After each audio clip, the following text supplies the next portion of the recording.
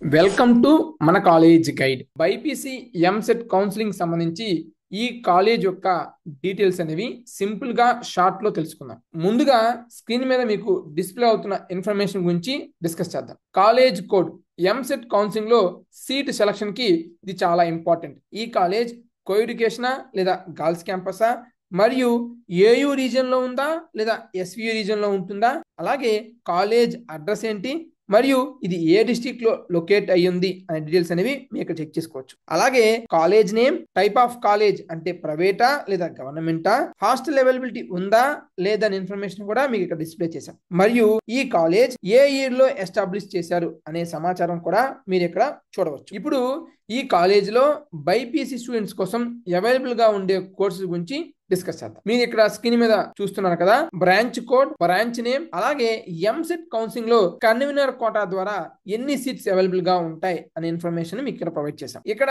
Convener quota అంటే ఏంటి అంటే ఎంసెట్ ర్యాంక్ ద్వారా గవర్నమెంట్ కోటాలో సీట్ రావటం. ప్రైవేట్ కాలేజెస్ లో కూడా కొన్ని సీట్స్ కన్వీనర్ కోటాలో ఉంటాయి. ఈ సీట్స్ కి ఫీ స్ట్రక్చర్ కూడా గవర్నమెంట్ నామ్స్ ప్రకారం ఉంటుంది. ఈ కాలేజ్ యొక్క కంప్లీట్ ఓవర్ వ్యూ మీకు క్లియర్ గా అర్థమైంది అనుకుంటున్నా. నెక్స్ట్ వీడియోలో మీకు ఏ కాలేజ్ డీటెయిల్స్ కావాలో కూడా కామెంట్ సెక్షన్ లో కామెంట్ చేయండి. మరిన్ని యూస్ఫుల్ ఎడ్యుకేషనల్ వీడియోస్ కోసం మన కాలేజ్ గైడ్ యూట్యూబ్ ఛానల్ ని సబ్స్క్రైబ్ చేయండి. మీ ఫ్రెండ్స్ కి కూడా షేర్ చేయండి, వాళ్ళకి కూడా ఉపయోగపడుతుంది. మీ కౌన్సిలింగ్ అండ్ కెరీర్ కి మన కాలేజ్ గైడ్ తరపు నుంచి కూడా ఆల్ ది బెస్ట్.